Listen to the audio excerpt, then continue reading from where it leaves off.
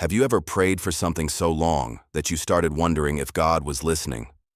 A prayer for healing, a prayer for restoration, a prayer for guidance, provision, or breakthrough.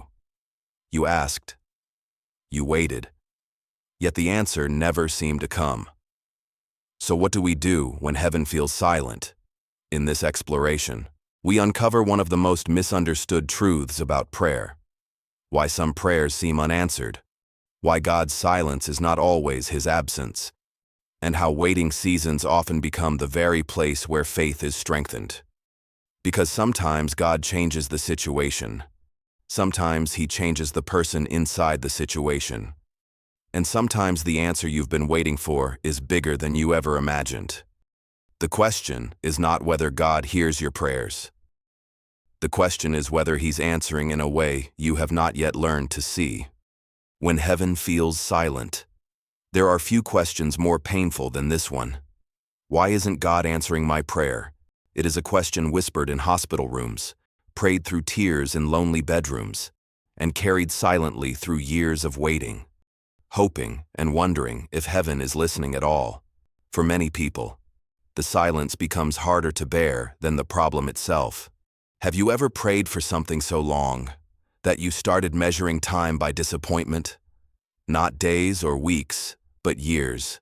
Years of asking, years of hoping, years of believing that surely this would be the moment God finally answered, only to find yourself still waiting. Most believers eventually encounter a season like that, a season where prayer feels less like a conversation and more like speaking into an empty room. The words leave your mouth, the requests rise toward heaven, yet the silence remains. And that silence can be unsettling because deep down, most people expect prayer to work like cause and effect. Ask and receive, pray, and something changes. Seek, and answers arrive. Yet life often feels far more complicated than that. A mother prays for her child to return to faith. A husband prays for restoration in his marriage. Someone battling illness prays for healing. Someone struggling financially prays for provision. The prayers are sincere. The need is real. Yet the answers seem delayed or absent. When that happens, questions begin appearing. Did I pray incorrectly? Do I lack faith? Is God ignoring me? Have I somehow disqualified myself? Those questions can quietly reshape a person's relationship with God. What begins as disappointment can slowly become discouragement. Discouragement can become doubt, and doubt can eventually create distance. Not because God moved away, but because pain convinced us he had. Yet what if the silence means something entirely different? What if God's silence is not always rejection? What if it is not abandonment? What if the absence of an answer is not the absence of God's activity? Throughout Scripture, some of God's most faithful servants experienced long periods of apparent silence. Abraham waited decades for the promise of a son. Joseph endured years of imprisonment before seeing God's plan unfold. David was anointed king long before he ever sat on a throne. Even the prophets experienced seasons where God's timing seemed painfully slow. Yet when their stories are viewed from the other side, something remarkable becomes clear. God was working during the waiting. The silence was never empty. The problem is that waiting rarely feels purposeful while we are living through it. It feels frustrating. It feels confusing. Sometimes it even feels unfair. That is why unanswered prayer can become one of the greatest tests of faith. Not because God has stopped listening, but because we are forced to trust him before we understand what he is doing. What if God's greatest work is happening in places you cannot currently see? That question challenges one of our deepest assumptions. We often believe that visible movement is the only evidence of progress. Yet some of life's most important transformations happen beneath the surface. Roots grow before trees rise. Foundations are laid before buildings stand. Character develops before calling becomes visible. Could the same be true spiritually? Could it be that while we are focused on the answer, God is focused on preparing us for what comes with the answer? That possibility does not remove the pain of waiting, but it gives the waiting meaning. And meaning changes everything. Because if God is still working in the silence, then silence no longer has the final word. It simply becomes part of the story. And before this journey is over, we may discover that some unanswered prayers are not evidence that God has stopped listening. They may be evidence that He is doing something far bigger than we imagined. The difference between silence and absence, one of the greatest misunderstandings in the Christian life, is assuming that God's silence means God is gone. The two can feel identical in the moment, yet they are profoundly different realities. To understand unanswered prayer, we must first understand the difference between a God who is silent and a God who is absent. Imagine standing in a dense fog. The landscape around you has not disappeared. The mountains remain. The roads still exist. The trees are exactly where they have always been. Yet because you cannot see them, it becomes easy to believe they are gone. That is often what spiritual waiting feels like. Nothing appears to be happening. No doors are opening. No dramatic answers arrive. No unmistakable signs appear. And because we cannot see what God is doing, we begin assuming He is doing nothing at all. But Scripture repeatedly challenges that assumption. One of the clearest examples comes from the story of Joseph. Few people in the Bible experienced a more confusing journey. He received a promise from God while he was young. Yet, almost immediately, everything seemed to move in the opposite direction. He was betrayed by his brothers, sold into slavery, falsely accused, imprisoned and forgotten. If anyone had reason to believe God had abandoned him, it was Joseph. Years passed between the promise and its fulfillment. Years of silence, years of uncertainty, years where nothing seemed to make sense. Yet when the story is viewed from the end rather than the middle, a different picture emerges. God was working during every stage of the process. The betrayal positioned Joseph for Egypt. The slavery placed him in the right household. The imprisonment connected him to the right people. What appeared to be random setbacks were actually pieces of a larger plan. The challenge is that Joseph could not see any of that while he was living it. Neither can we. That is why unanswered prayer often becomes a crisis of perspective, rather than a crisis of God's faithfulness. We interpret the silence through the lens of our limited understanding. God sees the entire landscape, while we see only the next few steps. That truth becomes difficult when the waiting stretches longer than expected. Most people are willing to trust God for a few days. Many can trust Him for a few weeks, but months and years create a different challenge. The longer the silence lasts, the louder doubt tends to become. Questions begin forming in the darkness. Maybe God forgot. Maybe I misunderstood. Maybe this prayer will never be answered. Those thoughts feel convincing because they are fueled by what we can see. Yet faith has always required trust beyond what is immediately visible. An important question emerges here. What if God's apparent silence is not proof that He is distant, but evidence that He is working on something larger than the answer we requested? That possibility appears throughout Scripture. Abraham waited decades for Isaac. Moses spent years in the wilderness before leading Israel. David waited through long seasons of danger before becoming king. God's timing unfolded differently than human expectations. Not because God was absent, because preparation was happening. And perhaps that is one of the most difficult truths for modern believers to embrace. We often want God to remove the process while still delivering the promise. We want immediate answers without extended preparation. Yet God frequently works in the opposite order. He prepares before He provides. He develops before He delivers. He shapes character before He reveals purpose. That does not mean every unanswered prayer will be answered exactly as we hope. But it does mean that silence alone is never reliable evidence of God's absence.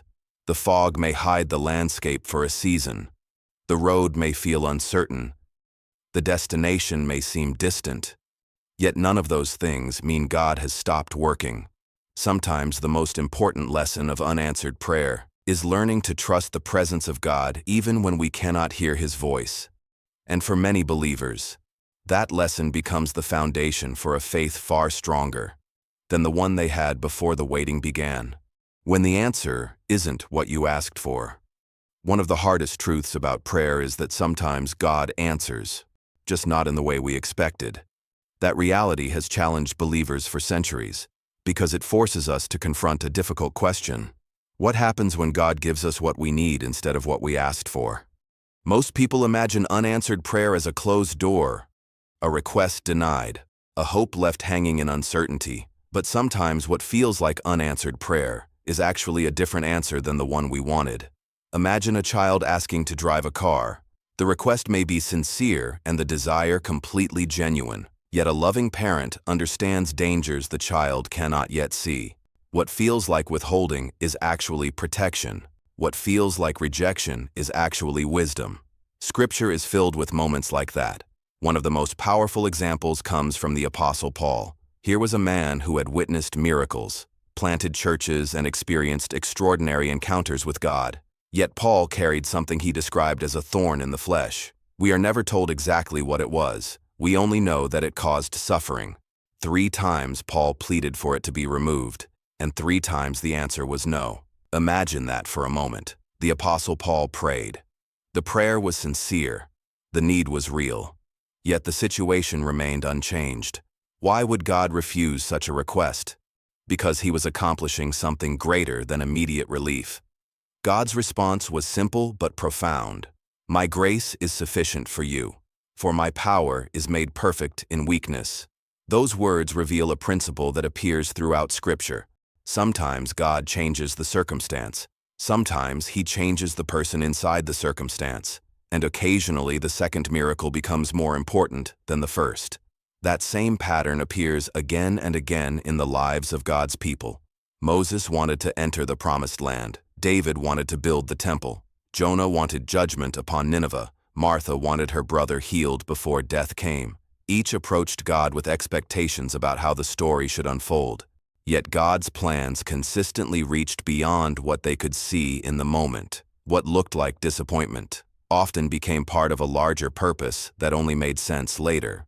This becomes deeply symbolic because prayer often reveals the difference between trusting God's power and trusting God's wisdom. Most believers have little trouble believing that God can answer prayer.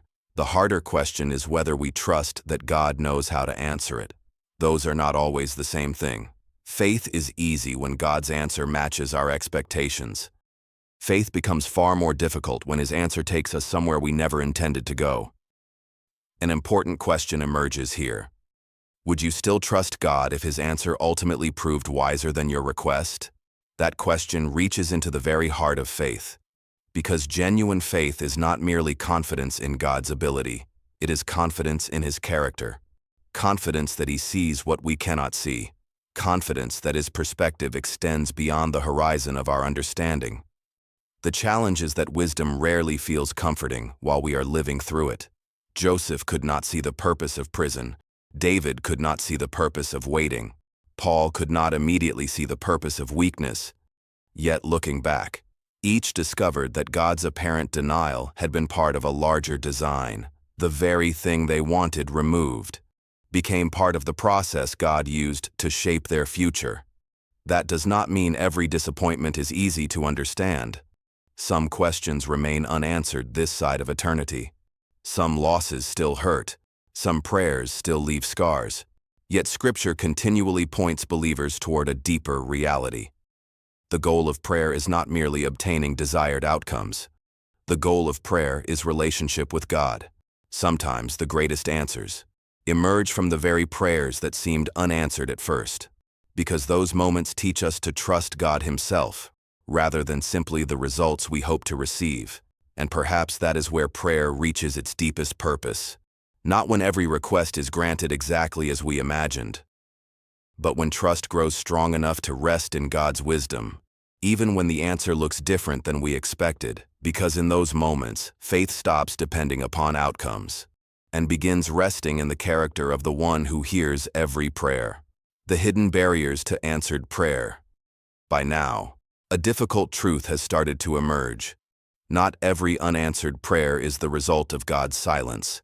Sometimes the greater issue is that something within us is preventing us from hearing, receiving, or aligning with what God desires to do. That possibility can feel uncomfortable. Yet Scripture repeatedly invites believers to examine not only what they are praying for, but how they are approaching God in the first place. One of the most common assumptions people make about prayer is that the only factor involved is the request itself. If the need is real and the prayer is sincere, then the answer should arrive. Yet throughout Scripture, prayer is presented as something far deeper than simply submitting requests. It is an expression of relationship. And like any relationship, certain attitudes can either strengthen or weaken that connection. Consider how often Scripture speaks about the condition of the heart. God shows concern not only for what people say, but for what is happening beneath the words. A person can speak the right prayers while carrying bitterness they refuse to release. They can ask for guidance while resisting obedience in areas already made clear. They can seek God's will while quietly hoping He will endorse their own. That does not mean God is looking for perfection. If perfection were required, no prayer would ever rise beyond the ceiling. But there is a difference between imperfection and resistance. One is the struggle of a growing believer. The other is the deliberate refusal to surrender. Imagine trying to navigate with a compass while constantly turning it in the direction you prefer. Eventually, the problem is not that the compass stopped working. The problem is that you stopped following it. In much the same way, some prayers remain frustrating because we are asking God to bless a direction He is trying to redirect. That truth appears throughout Scripture. Israel repeatedly asked for blessings while ignoring the covenant they had been given. Saul sought God's favor while resisting God's instruction. Even Jonah prayed passionately while carrying resentment he refused to release. In each case, the deeper issue was not God's unwillingness to answer. It was a misalignment between the person's heart and God's purposes. An important question emerges from that reality. Are we seeking God's presence or merely His permission? The difference matters more than most people realize. One approach treats prayer as a relationship. The other treats it as a transaction. One says, "Lord, shape my heart." The other says, "Lord, support my plans." Prayer becomes far more powerful when surrender replaces control. Another hidden barrier often appears in the form of unforgiveness. Few things weigh down the human heart more heavily than unresolved bitterness. It quietly influences perspective, distorts relationships, and creates distance where healing should exist. That is why Jesus repeatedly connected forgiveness with spiritual health. Not because forgiveness is easy, but because freedom rarely grows where bitterness is being protected. Fear can become another obstacle, not the momentary fear every person experiences, but the kind of fear that slowly becomes trust's replacement. When anxiety becomes the dominant voice, prayer often turns into a cycle of worry repeated in God's direction. The words may sound faithful, but internally, the heart remains convinced that everything depends upon human effort. That is why genuine prayer often begins with surrender. Not surrender to defeat, but surrender to God. The willingness to release control, the willingness to trust His timing, the willingness to accept that His wisdom may exceed our understanding. And perhaps that is where many unanswered prayers begin finding clarity.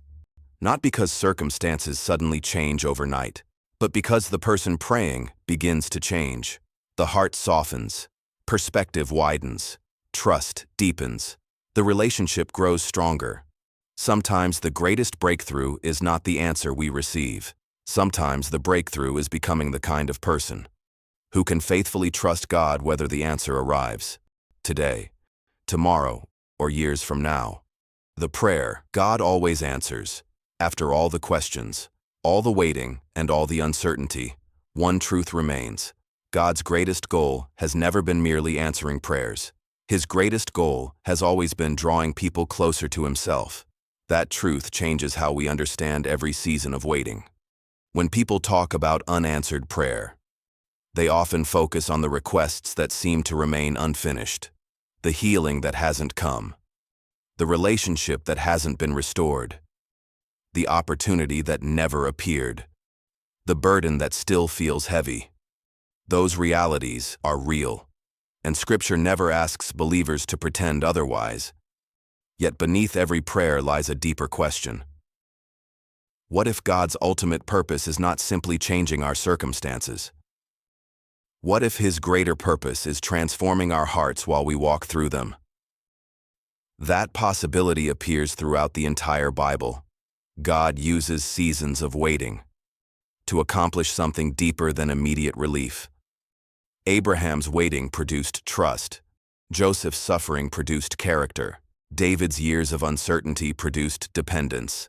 The delay was never wasted. The silence was never empty. God was shaping something that could not be formed any other way. That perspective does not make waiting easy. There are still nights when prayers feel unanswered.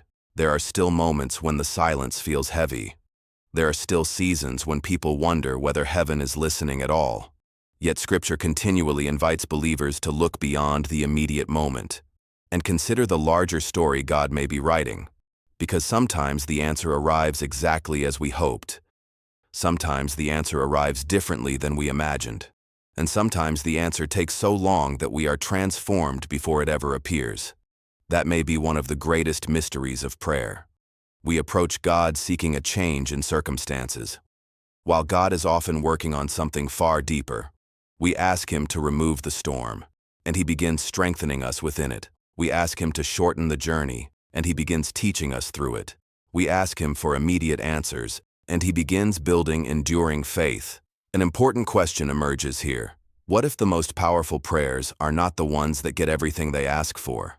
What if the most powerful prayers are the ones that leave a person closer to God than they were before they prayed? That possibility reframes the entire conversation, because suddenly prayer is no longer measured only by outcomes. It is measured by relationship. It becomes less about getting God to move, and more about learning to walk with Him, less about controlling the future, and more about trusting the one who already holds it. And perhaps that leads us to the prayer God always answers.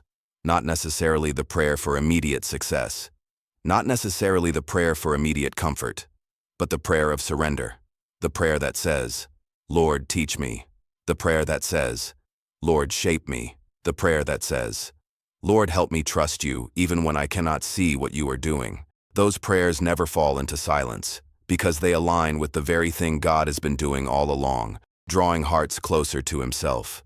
Maybe that is the hidden truth behind unanswered prayer. Maybe the silence is not evidence that God has stopped listening. Maybe it is evidence that He is working in ways too deep to see from where we stand. And if that is true, then every season of waiting carries hope, because even when the answer feels delayed, the story is not over. God is still present. God is still working. And the prayer that feels unanswered today may one day reveal a purpose far greater than anything you could have imagined. Until then, keep praying, keep trusting, keep listening, because the God who hears is often doing His greatest work long before we understand the answer.